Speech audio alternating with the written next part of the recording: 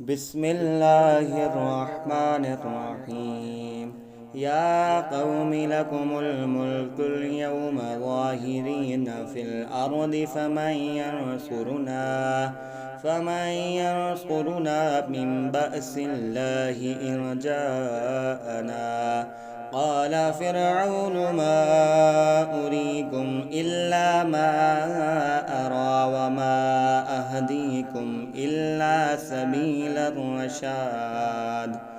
وقال الذي آمن يا قوم إني أخاف عليكم مثل يوم الأحزاب مثل دأب قوم نوح وعاد وثمود والذين من بعدهم وما الله يريد ظلما للعباد.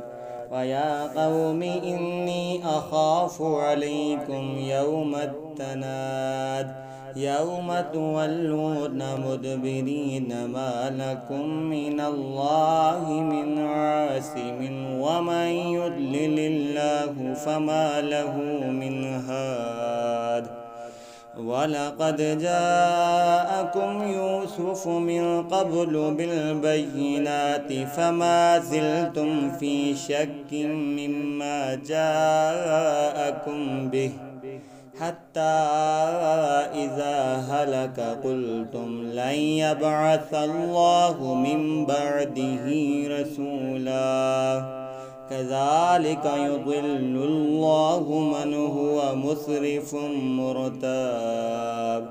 الذين يجادلون في آيات الله بغير سلطان أتاهم كبر مقتا عند الله وعند الذين آمنوا. كذلك يطبع الله على كل قلب متكبر جبار. وقال فرعون يا هامان ابن لي صرحا لعلي أبلغ أسباب السماوات فاطلع إلى إله موسى وإني لأظنه كاذبا. وكذلك زين لفرعون سوء عمله وصد عن السبيل وما كيد فرعون إلا في تباب. وقال الذي آمن يا قوم اتبعون أهدكم سبيل الرشاد.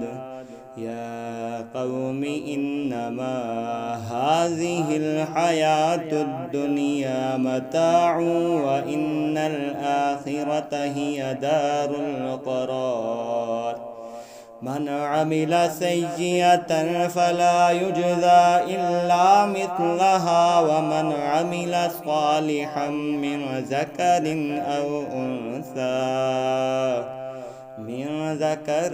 أو أنثى وهو مؤمن فأولئك يدخلون الجنة يرزقون فيها بغير حساب.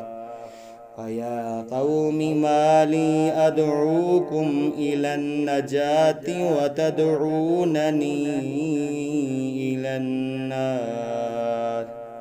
آمنت بالله صدق الله العظيم.